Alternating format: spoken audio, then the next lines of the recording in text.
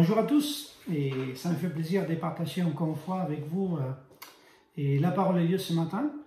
Et pour commencer, on va prier.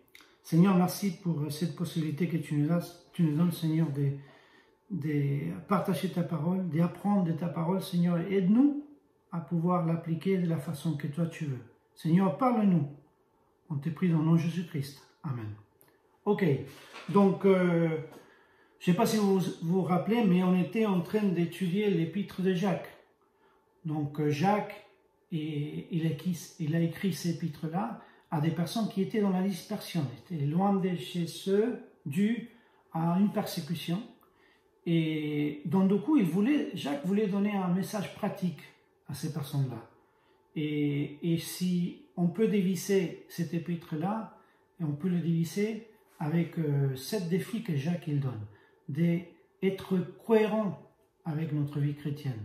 Donc cette cohérence, et il va le mettre en question, et dans le chapitre 1 qu'on a vu déjà, il ne faut pas seulement écouter, et il faut mettre en pratique la parole de Dieu. Ça, c'est chapitre 1. Après, on a vu en chapitre 2 et la première partie du chapitre 3, il ne faut pas seulement parler, dire les choses par rapport à la parole de Dieu, mais il faut le mettre en pratique. Il faut qu'il y ait une cohérence par rapport à ça. Donc aujourd'hui, le défi c'est chapitre 4 et fin du chapitre 3 et chapitre 4 et 5. Il ne faut pas seulement savoir les choses. La connaissance ne suffit pas. Il faut le mettre en pratique. Donc du coup, le défi de Jacques, c'est, les amis, c'est le moment d'agir. C'est le moment d'agir. Et aujourd'hui, savoir, avoir les connaissances ne suffit pas. Il faut agir. Donc du coup, notre verset clé, et pour cette étude-là, on le trouve en Jacques chapitre 3, verset 13. Ça dit, lesquels parmi vous est sage et intelligent, qu'il montre par un bon comportement ses œuvres empruntées des douceurs et des sagesse. Donc lequel parmi vous est sage et intelligent, qu'il montre par un bon comportement ses œuvres empruntées de douceur et de sagesse. Donc du coup, il y a deux mots, l'intelligence et la sagesse. Donc je cherchais dans les dictionnaires, et intelligence, ça dit conceptuellement, l'intelligence est la capacité à appliquer les connaissances acquises. Mais l'intelligence ne sert à rien si nous n'utilisons pas les connaissances avec sagesse.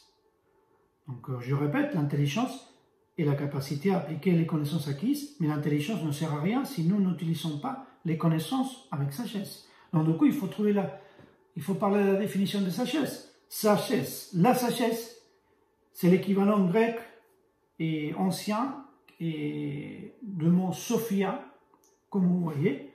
Ma fille Sophia, elle s'appelle Sophia, on a mis parce qu'elle est vraiment sage. Ok? Et en fait, la sagesse, dans le concept grec, est un concept utilisé pour qualifier le comportement d'un individu, souvent conforme à une éthique, qui est la conscience de soi et des autres, la tempérance, la prudence, la sincérité, le discernement, la justice, en s'appuyant sur un savoir raisonné. Donc du coup, l'intelligence est la capacité d'appliquer les connaissances acquises, mais l'intelligence ne sert à rien s'il n'est pas appliqué avec sagesse. La sagesse est un concept utilisé pour qualifier le comportement d'un individu. Donc du coup, le thème ici, c'est il ne faut pas seulement savoir les choses, il faut agir. Mais quand on parle de savoir, on parle d'intelligence, mais on parle plus d'une sagesse. Et quand on parle de sagesse, on parle de comportement. Donc le mot-clé pour aujourd'hui, c'est pour pas seulement savoir agir, il faut avoir une attitude correcte. Et chapitre 3, verset 1, ça dit, ne soyez pas nombreux à vouloir devenir des enseignants, car vous le savez, mes frères et sœurs, nous serons jugés plus sévèrement. Donc lequel parmi vous est sage et intelligent? Donc la clé ici, pour pouvoir agir de la façon que Dieu veut qu'on agisse, il faut avoir l'attitude correcte. Et on va voir ça, et d'abord, cette attitude correcte, ça va nous amener à certaines choses. Donc la première chose, et dans le chapitre 2, versets 19 et 20, ça dit, et tu crois qu'il y a un seul Dieu, tu fais bien, les démons croient, aussi ils tremblent. Verset 20, veux-tu savoir, ô homme vain, que la foi sans les œuvres est inutile? Donc du coup, la première chose que la bonne attitude nous aide est à reconnaître que savoir ne suffit pas pour le salut et pas pour le service non plus. Savoir ne suffit pas. Parce qu'ici, ça dit, par rapport au salut, même les démons, ils croient, ils savent, ils connaissent la vérité et ils tremblent. Donc du coup, reconnaître que savoir ne suffit pas, et ça m'amène à quoi? Ça m'amène à que plusieurs personnes, ils sont écoutés, ils savent que un jour Jésus-Christ, il est venu sur terre, il a vécu une vie sainte, il est mort sur une croix, parce qu'en fait, il a pris ma place, il est mort pour mes péchés, parce qu'il avait vécu une vie sainte. Et 3 jours plus tard, il a ressuscité pour me donner une nouvelle vie. Et Jean 3,16, il dit, car Dieu a tant aimé le monde qu'il a donné son Fils unique, afin que quiconque croit en lui ne périsse pas, mais qu'il ait la vie éternelle. Donc du coup, et savoir ces choses-là ne suffit pas pour le salut. Il faut, et ça, l'attitude, ils viennent à se mettre en place, l'attitude correcte. Il faut l'accepter.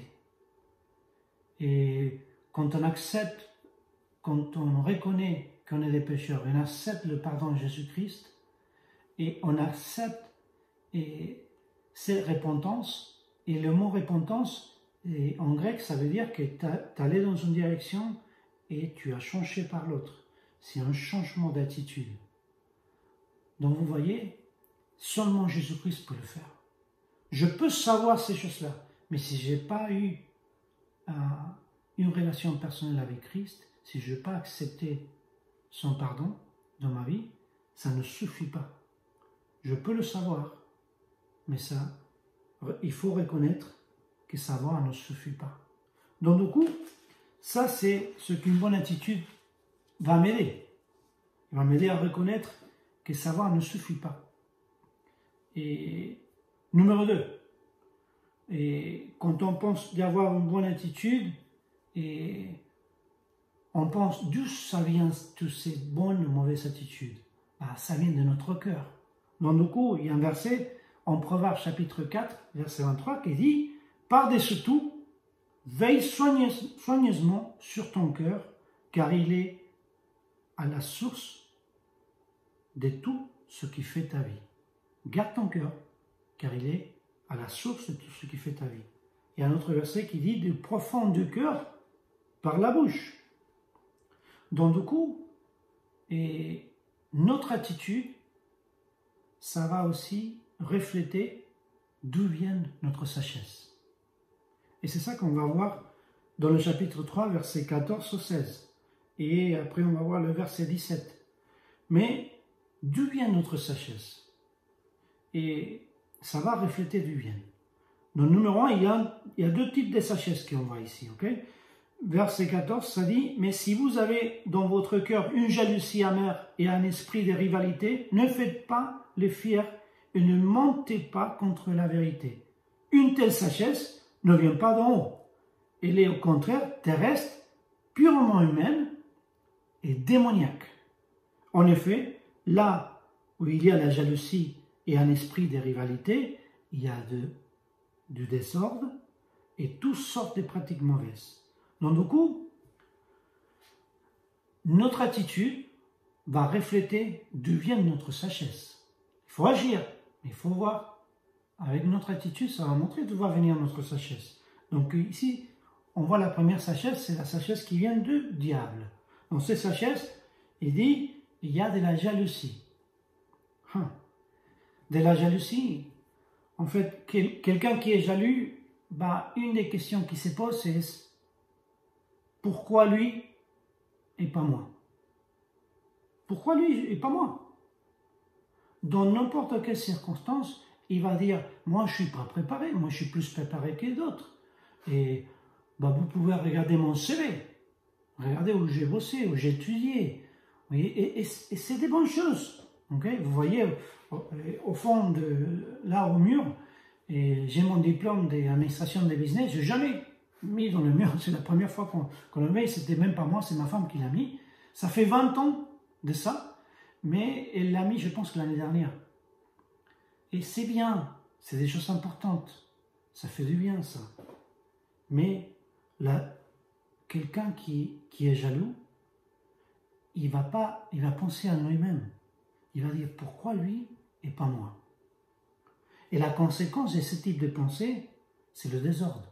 Pourquoi? Parce qu'en fait, on est tellement fixé en nous, en ce que nous on a, ou qui on croit qu'on est, que peu importe si on laisse le désordre. Et ça, c'est incroyable.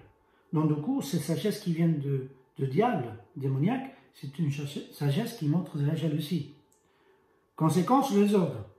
Après, un esprit de rivalité. C'est-à-dire, esprit de rivalité.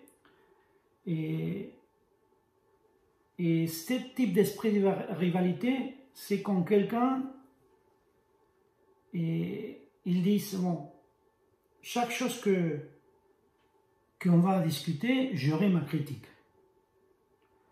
Et c'est intéressant. En fait, c'est ces personnes qui sont sages, qui ont beaucoup de connaissances, mais ils sont en esprit de rivalité, ils sont toujours une excuse, ils sont toujours une critique.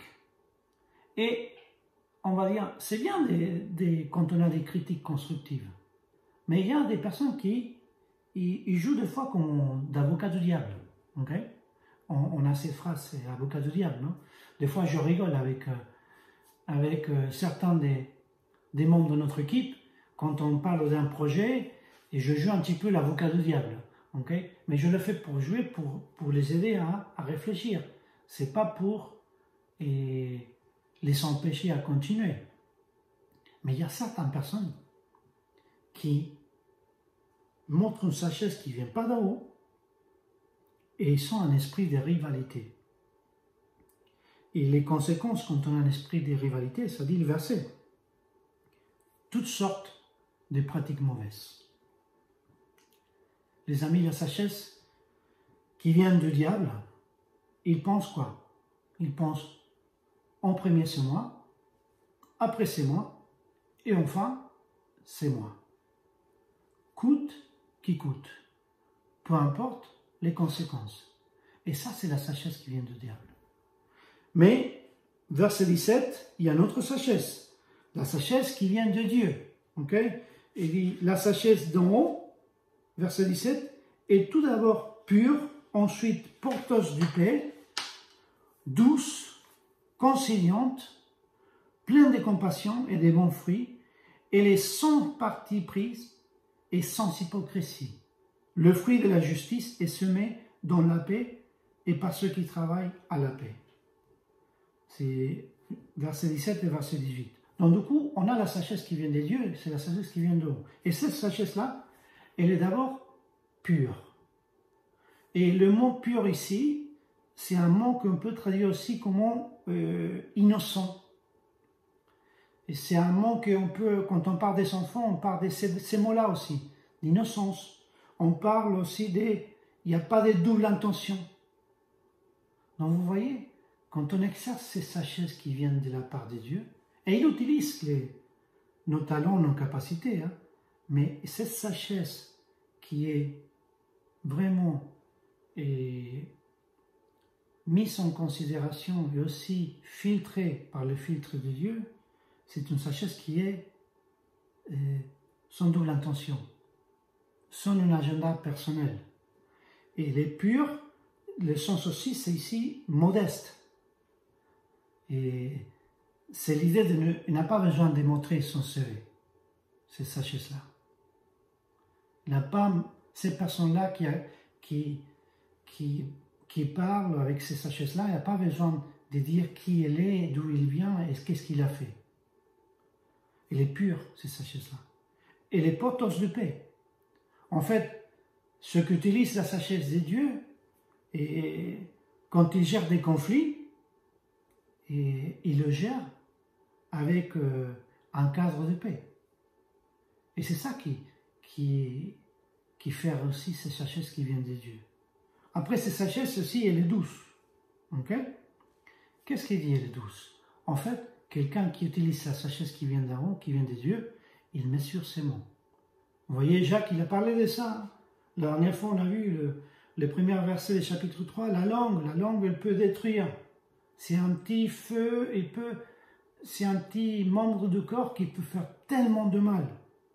Donc la sagesse qui vient, quelqu'un qui a la bonne attitude, l'attitude correcte, il va refléter la sagesse qui vient de Dieu, et cette sagesse utilise des mots douces. Il mesure ses mots.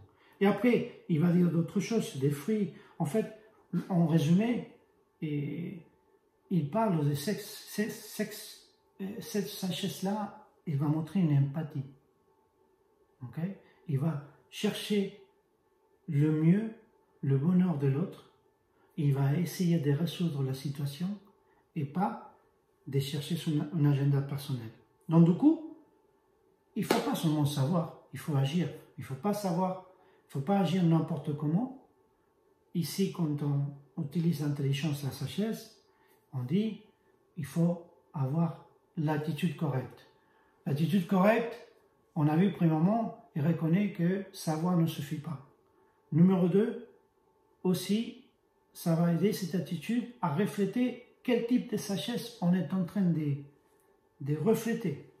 Ok? Il va refléter la sagesse, d'où on vient ces sagesses-là. Si ça vient de Dieu ou ça vient du diable.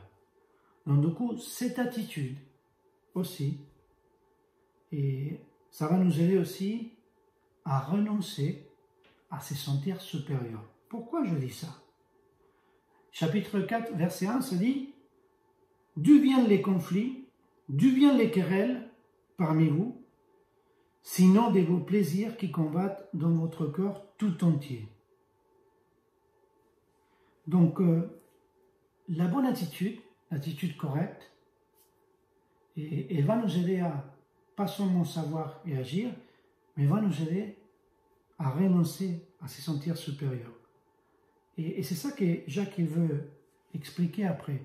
Et il va nous expliquer, et moi, je veux partager avec vous 3 questions que je me pose avec l'explication de Jacques. Donc la première explication, d'où vient ça? D'où viennent les conflits? Okay? On est en train de parler, on est en train d'agir, on est en train de gérer certaines choses. D'où viennent les conflits? Ça, c'est la première question. Et Jacques, il nous répond. Il dit, de notre chair, notre corps.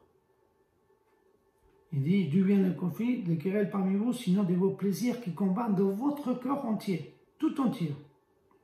Et ces conflits-là,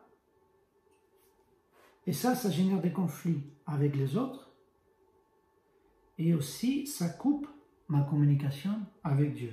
On va lire, chapitre 4, versets 2 et 3. Ça dit, vous désirez et vous ne possédez pas, vous êtes meurtrier et jaloux, et vous ne pouvez rien obtenir. Vous avez des luttes et des conflits. Vous ne possédez pas parce que vous ne demandez pas. Quand vous demandez, vous ne recevez pas parce que vous demandez mal, dans le but de satisfaire vos passions. Donc du coup, d'où vient ça? Ça vient de notre chair. Ça vient de nos passions, ça vient de notre corps.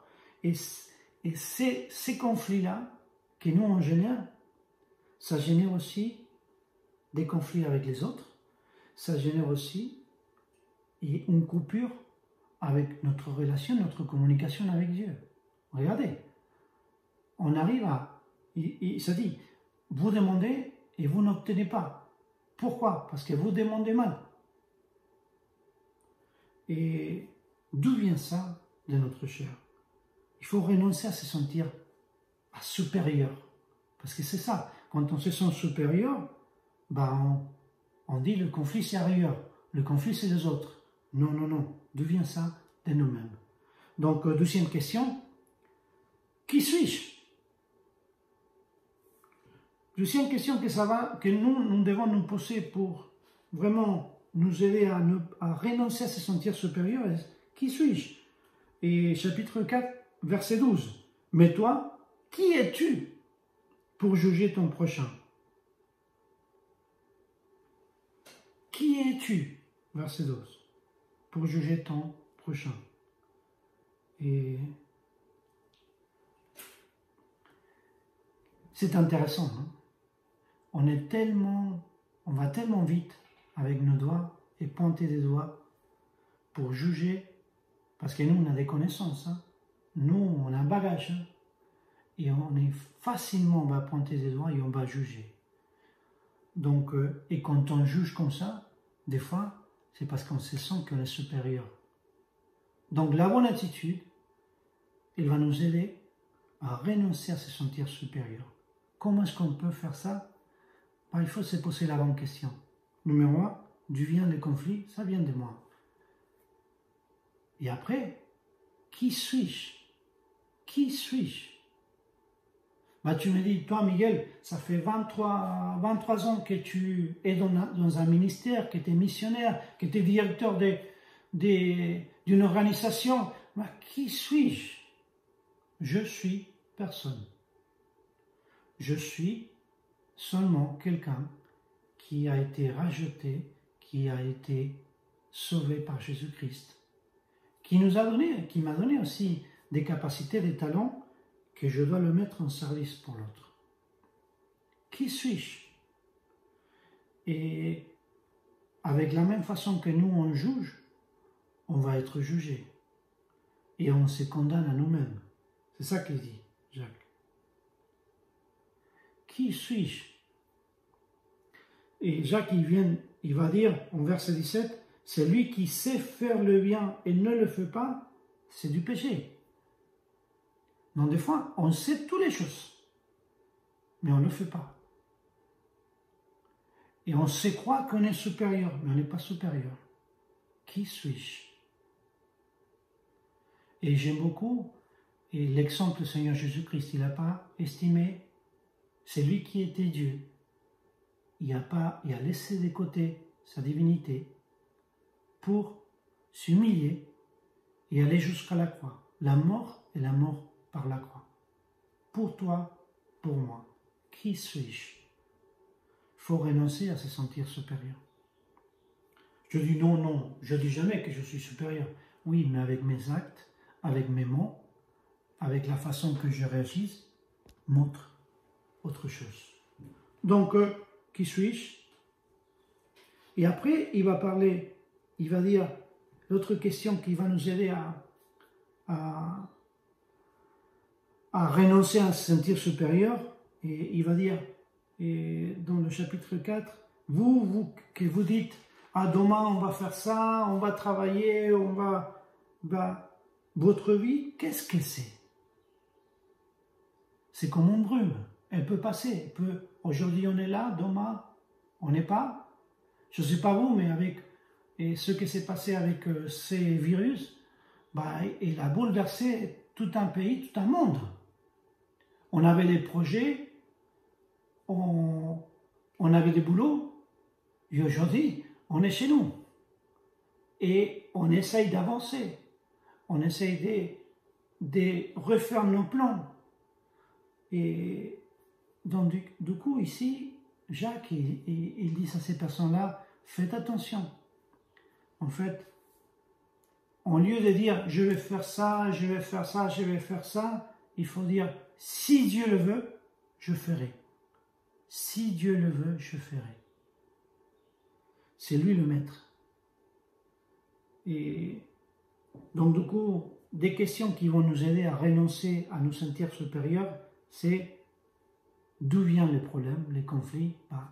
Ça vient de nous. Qui suis-je? Et notre vie, qu'est-ce que c'est? C'est comme des brouillards.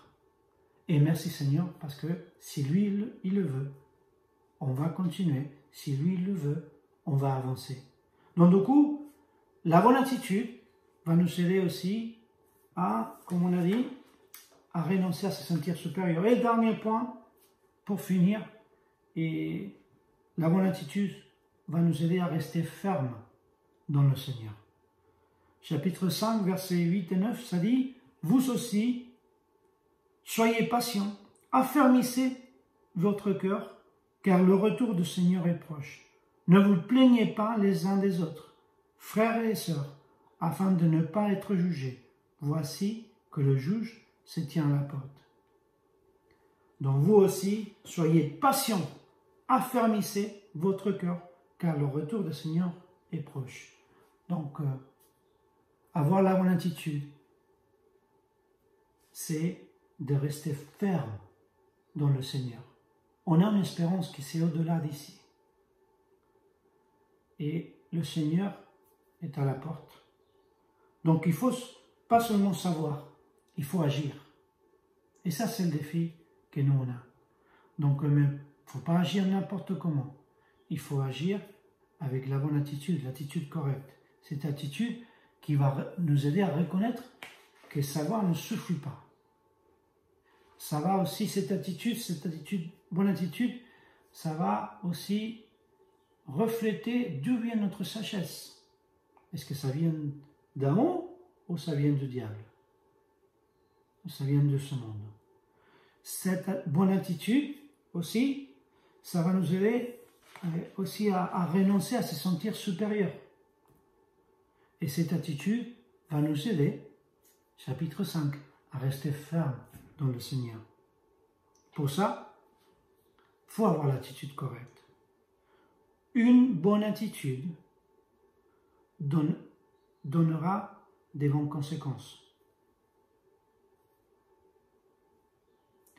Et quand on passe d'une bonne attitude, une bonne attitude donnera par conséquence aussi de la crédibilité dans notre vie. Donc, je répète, une bonne attitude donnera par conséquence de la crédibilité dans notre vie. Donc, en résumé, Jacques, il ne faut pas seulement écouter, il faut agir.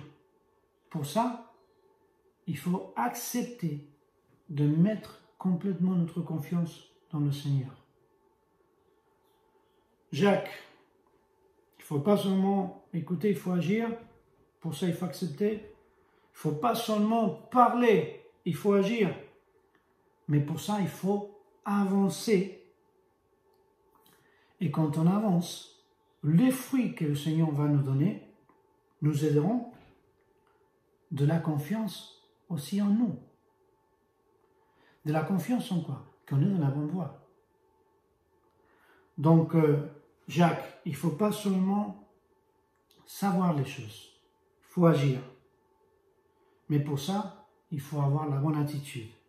Une attitude correcte va faire en sorte que les autres auront confiance en nous. Donc je répète, si nous, on a une attitude correcte va faire en sorte que les autres, ils auront confiance en nous. Que le Seigneur nous aide à avoir l'attitude que lui, il veut. Que le Seigneur nous aide à agir. C'est le moment d'agir. Et de ne pas rester enfermé, collé. Et c'est lui qui va nous aider. Que le Seigneur vous bénisse. Amen.